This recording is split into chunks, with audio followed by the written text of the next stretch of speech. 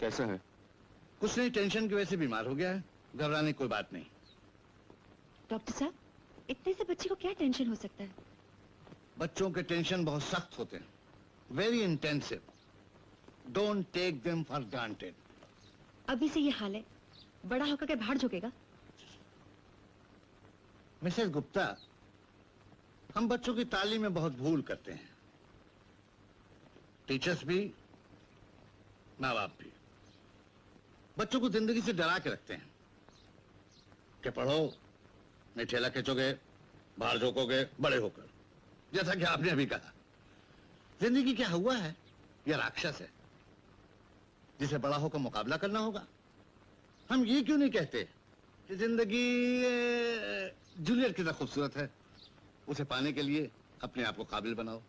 जिंदगी एंजॉय करने के लिए है, पढ़ लिख कर तैयार हो जाओ। बड़ा होकर बड़ा मजा आएगा। बड़ी नेगेटिव अप्रोच है हमारी।